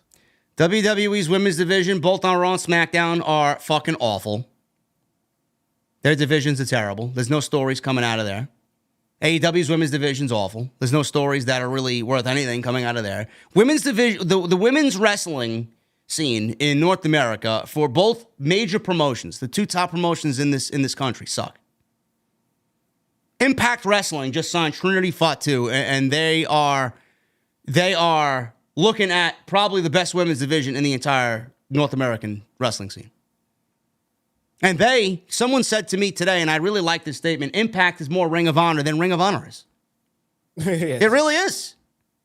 And I joke on them a lot. I joke on them a lot. I rag on them a lot. And I got my little fucking one-liners about Impact and who watches Impact, and I laugh, ha, ha, ha. But, I mean, what is Ring of Honor doing, Jesse? You watch that shit every Thursday. What are they doing over there?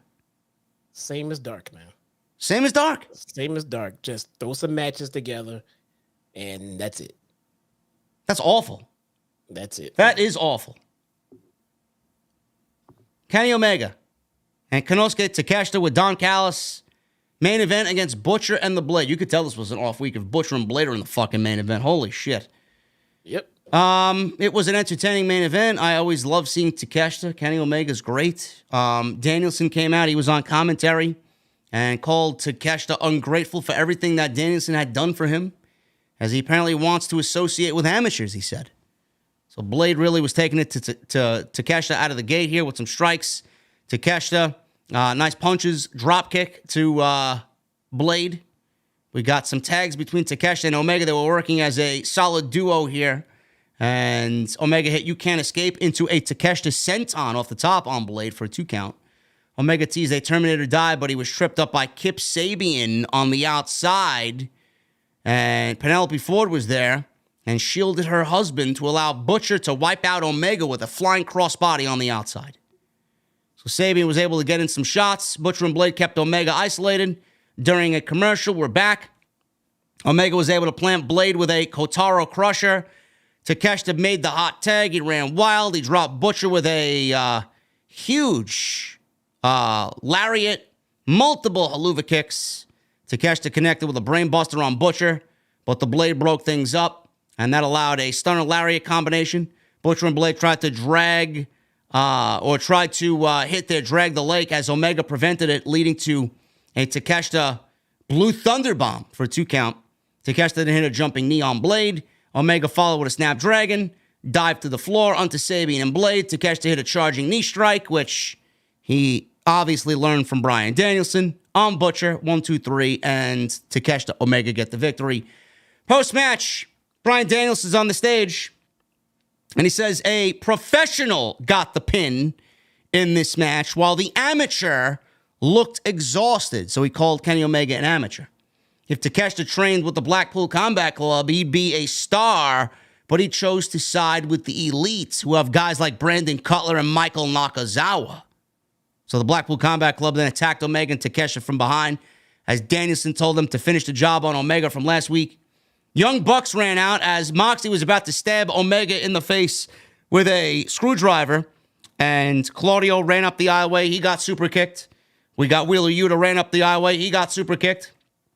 And Bryan is on the outside telling Takeshita to get in the ring to save Moxley. And Takeshita seemed conflicted, and he stopped Omega, who was looking at a situation where he was able to stab Moxley in the head with the screwdriver. Bucks get in there, super kick Moxley. Omega takes the screwdriver, and Takeshita stops him. The Blackpool Combat Club then break things up and stand tall with Takeshita, who refused. Yuta hit a low blow on Takeshita.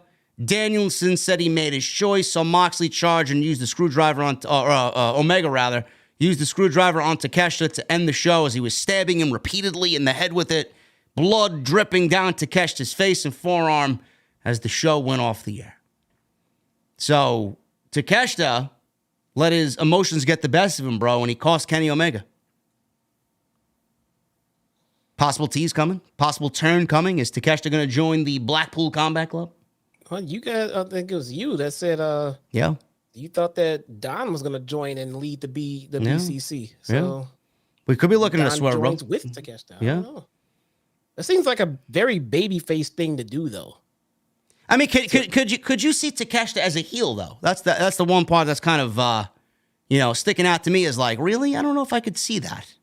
Well, no, it's got to be something we have to, we got to see the experience. We haven't seen it before, Well, maybe Don Callis acts on behalf of Takeshita and really kind of nails it home as like his Paul Heyman to his Brock Lesnar, I don't know. But see where they go with this. But that would leave the elite with Adam Page, Bucks, and Omega. I said if Takeshita joins the Blackpool Combat Club, they got 5, but that's the Elite's 4. I said last week, Jesse, we may see Kota Ibushi here. Kota Ibushi saying, yeah, I'm ready to talk to Tony Khan whenever. And we're still waiting for Hangman to reappear. Yeah. So that'll be the 5-on-5 blood and guts with Kota Ibushi involved. What's going on with Hangman? Why is he actually not on TV? No idea. No reporting. I mean, the last I heard that he was renegotiating a contract extension. Right. But other than that, I have nothing. Yeah, because they got him out for a while selling this fucking eye, man. Yeah. I mean, the show's obviously missing talent like that. We got fucking Butcher and Blade in the main event. We got Bandito and Orange Cassidy teaming up for no reason. You got Jeff Jarrett on fucking TV. Like, what are we doing here? Where's Jay White? Jay White's on Rampage at 5:30 on Friday. Yeah, good luck with that one. Where's Peck? I don't know.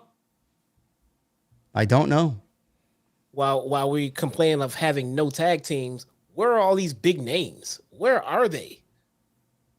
I never said Ibushi was joining the Blackpool Combat Club. I don't know where the fuck you got that. I said Ibushi is joining the Elite. Maybe you should clean your fucking ears out. Kota Ibushi joining Omega and the Elite against the Blackpool Combat Club, which will grab Takeshita. What am I speaking, Japanese? AEW Rampage on 5:30. Jesse's not doing a watch-along, is he? Rampage at 5:30? Yeah, 4:30 your time. Fucking hell, man. Jeez. Jay White's on Rampage, teaming with Rock Hard. I have to, man. I have to. I gotta fucking cover Jesse's got to be rock hard. I gotta fucking cover it. I'm down to covering fucking 2 shows a week. I can't skip one. I gotta do fucking this one, man. Well, you know the cover. The AEW's canceling Elevation, right? You read that? Nobody's watching it anyway. Who gives a shit? Who cares? Who gives a shit? Jay White and Rock Hard Juice Robinson against Sean Spears and Ricky Starks on Rampage. Dustin Rhodes and Keith Lee will be in tag team action. Yeah, good luck with that one. Anna JAS versus Ashley DM Boys. Who the hell is that? Oh my God. Last time I saw her, pretty damn good, man. Really? Okay, well, she's now All Elite. They signed her to a full-time contract. That's good, man. That's good. The last time I covered one of her matches, highly impressed. Yeah. Highly. I mean, she was really good. She's in the ring with Anna Jay, so I don't know how impressive she'll be, but we'll see. See. Cash Wheeler battles Jay Lethal. The Acclaimed address the people, and the Outcasts have an in-ring promo. Sounds like a completely I don't give a shit show. Basically, yeah. And then AEW Dynamite, all that's announced right now is MJF and Sammy Guevara take on Darby Allin and Jack Perry, and Orange Cassidy teams with Adam Cole, Bandito, and Roderick Strong against Daniel Garcia, Matt Menard, Angela Parker, and Jake Hager. Joey says she's one of Thunder Rosa's girls. So, okay. From Mission Pro. Okay, there you go. She was good, bro. I mean, no cap. I'm no bullshitting. I meant to mention that to you. I forgot. I believe you. I was highly impressed with her in the ring. That is all we got for AEW Dynamite tonight, folks. A very middle-of-the-road show tonight. Not much happened. I sense your excitement. I know. But Pac has visa issues. Dude, of course he does. Dude, TK can straight out a visa issue. Is he even trying? I don't know, but the Lucha Brothers are on Ring of Honor, so there must be something going on. I mean, come on. Thank you guys very much for joining us tonight, man. Follow me on social media, at JDfromNY206, Twitter, Instagram, TikTok, and Cameo. Go check out all the other content on the channel. Extras, live streams. I'll be live tomorrow with episode 475. The podcast will go over the Vince McMahon lawsuit now that broke today. We'll go over a bunch of other shit, too. Lots of news. So make sure you guys tune in 5 p.m. tomorrow. And please hit that thumbs up, man. We got 666 likes. Uh-oh. We're the devil's favorite podcast, apparently. Nope. 667. Make sure you guys hit that thumbs up, please. I'd love if we could get as close to 1,000 as possible. And super chats are open right now. It's the last call. Joseph Taylor. We'll start off with him. $5 super chat. Jesse showing you his new PC.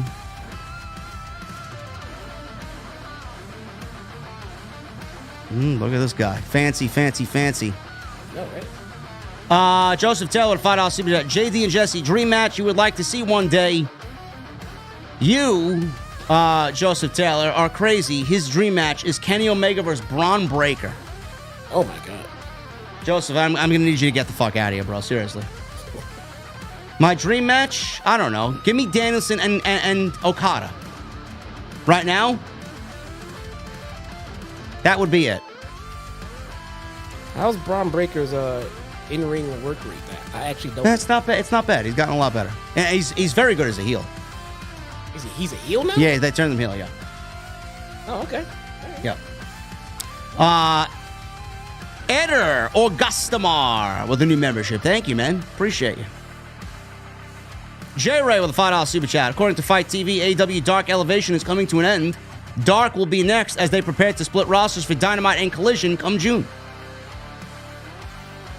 Oh, they're gonna cancel Dark. They're gonna cancel Dark too. Yeah, I need to get rid of Dark too. Just get rid of them both, man. I mean, what difference does it make? They got Ring of Honor, which operates as a Dark, so why the fuck not? Basically, yes. Basically, yes. And it probably gets the same amount of viewership as Dark and Elevation do on YouTube. So what's the difference? Yep. Hiru with a $5 super chat. As soon as I heard the first chord to End of Heartache, I knew it was Roddy, and I legit jumped out of my seat. My guy is free. He should do good here, man.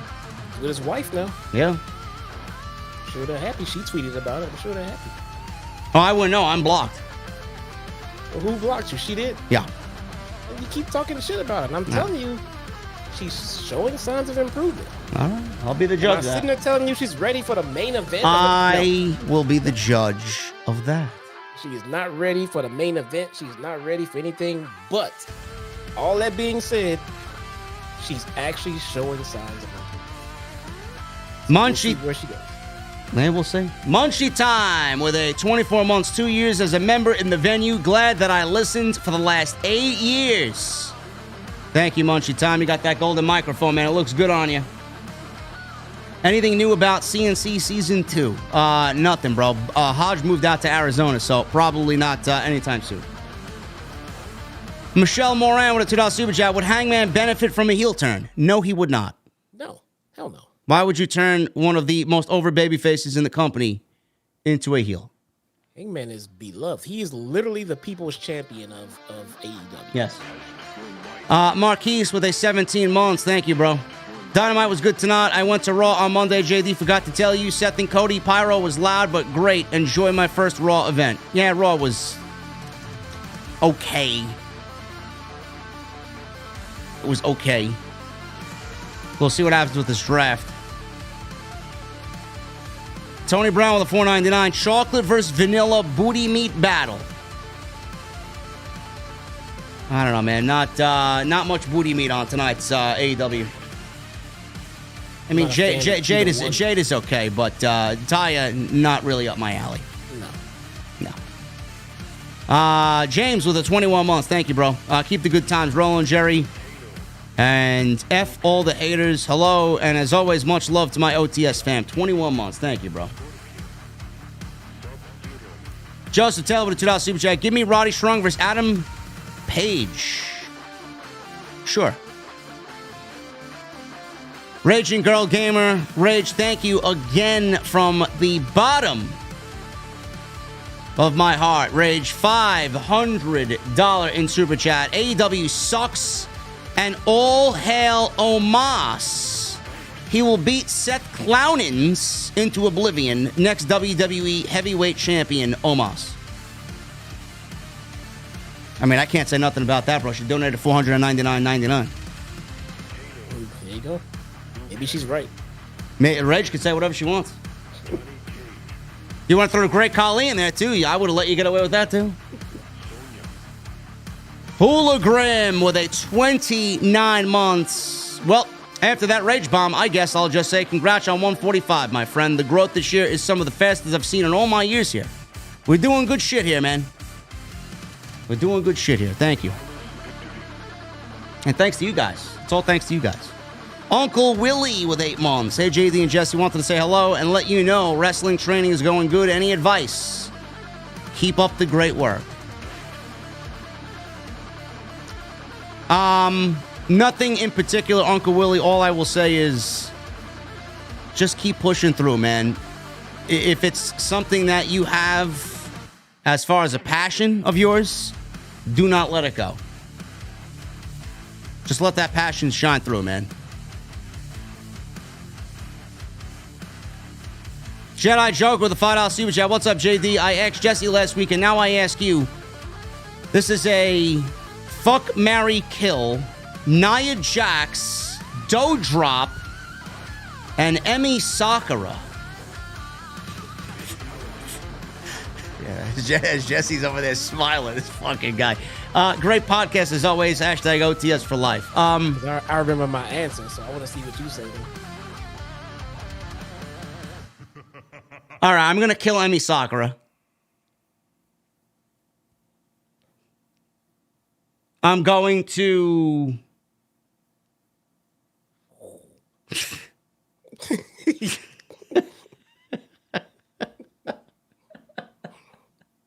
I'm going to kill myself.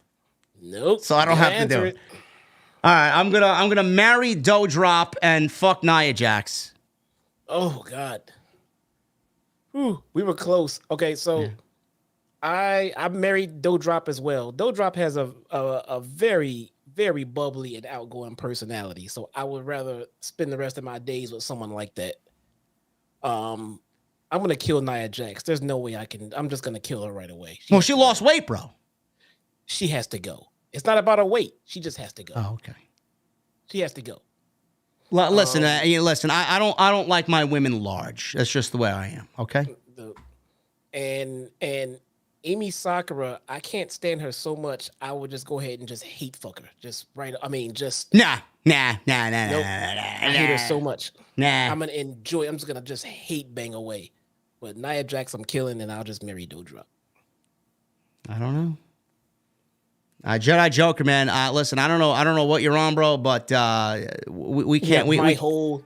You're gonna find out my Nia Jax. We can't have this line of questioning in the venue. No, you can't do that. P-Mac with a $5 super chat. Yo, Jesse, Mercedes says she wants to Renegade Twins in her faction, or she wants the Renegade Twins in her faction. What do you think about Franklin become a drunk bum and that Boys in the Hood Easter egg? I don't know, but thank you for spoiling it for me because I have not caught up on Snowfall just yet. Awesome. Thanks for that. Oh, is that? I have no idea what you're talking about. And the Renegade Twins, man. I think they were a faction material for me. I've been calling that for Thunder Rosa for a while. But with Mercedes, yeah, take that too, man. Daniel Pinson with the 2 months. I'll be in Corpses Christi on Friday for SmackDown. Hey, good luck with that, bro. Don't fall asleep. Nate, the head of Talent TV with 9 months. You heard Rage, all hell Omos. Larry the dog looks like a mole rat. Trolls aside. What a forgettable match. WWE hyped up mine. Randy versus Edge Backlash. Bro, Larry the dog is a beautiful specimen. Here's my thing. You don't think that. You just do this shit to get a rise out of it. What? You know that's a hideous piece of shit. You know it. You know it. Bro. You know that is the ugliest dog God has ever created. Bro, you are in some serious fucking trouble, bro. You know it. You are in some serious... You're floating up Schitt's Creek, bro. Guys, check. This guy gets off the air and talks shit about Larry. Never. I think Larry is a beautiful specimen. Bro, my girl Destiny Fomo is gonna fucking kick you right between the balls, bro. No, forget her too, man. She wants Goldberg back. Yes. Bro, I'm telling you. Just to see your reaction, I want Goldberg back too. I told her I'd buy her pizza and beer if Goldberg comes back, man. Then we'll FaceTime you and laugh at you. This guy is blowing smoke up all your asses. He hates Bro, Larry if I more could than adopt Larry, I would. Oh my. Dude, I'd walk around the neighborhood here, man, walking Larry, man. I'd get all the fucking girls hooting and hollering at me. Yeah.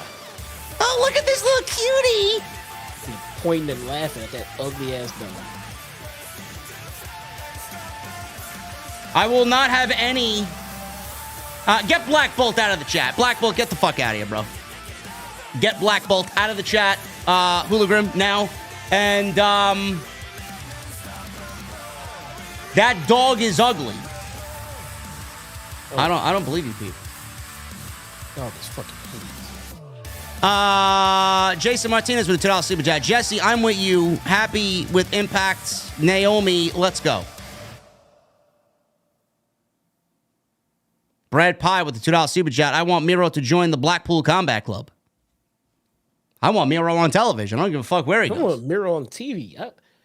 We want to talk about people burying hatchets and doing what's best for business and all that shit. Where's Miro? Where's that same energy for Miro? Jason Martinez with a $3 super chat. I missed Dynamite. New York Knicks finally advance. Thank you both for covering. ER Sane with a $2 super chat. I'm sorry, no one watches Mid-Pact and Mid-Japan PW. Well, tell me how you really feel, bro. Holy shit. Marquise with the new membership. Thank you, Marquise. Jacob Donnelly, the $5 super chat. Always great to see Jacob in the chat. Jacob says, word on the street is Jesse thinks Larry is an ugly dog. That's not word in the street. That's word from my mouth. And to think I used to look up to you more than my own father. How disappointing, says Jacob Donnelly. Jacob Donnelly with the comment of the entire evening tonight, man. Honestly. You fucking asshole. You fucking asshole. I'm going to read that one again. Word on the street, Jesse thinks Larry's an ugly dog. And to think I used to look up to you more than my own father. How disappointing. So much. Hero with a $5 super chat. Hey, Jesse, who do you think our Vikings take tomorrow night? I think we trade out of the first round. I don't know, but I don't like trading out of the first round when you need shit. So I don't know about that. But I don't know. They're pretty solid right now. You could probably bolster the O-line maybe. No, maybe a wide receiver, get Justin some help maybe.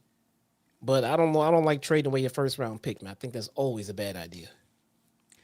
Cisco with a new membership. Thank you, Cisco.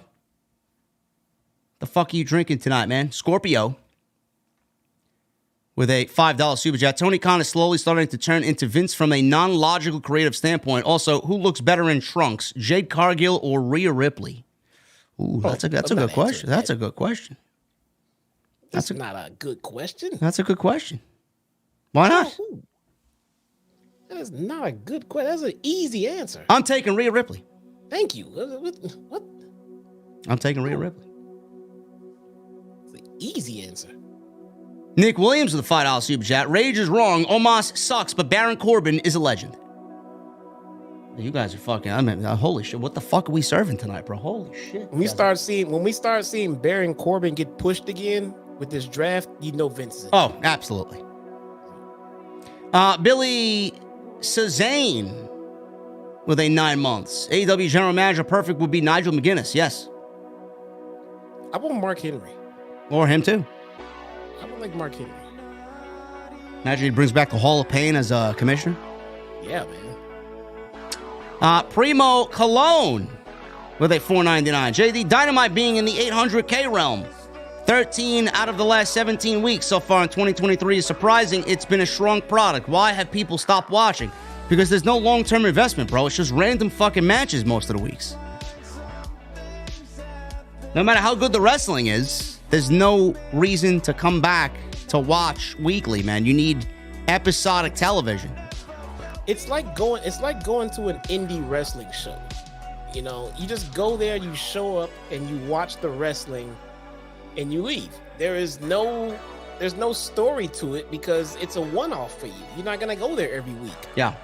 So you're just gonna sit, watch the wrestling, and like it or not like it, and leave. Basically. That shouldn't be for TV, though. No. Why was SmackDown getting the highest ratings that they've gotten in years? Because the Bloodline storyline was week to week engaging. It overtook the show.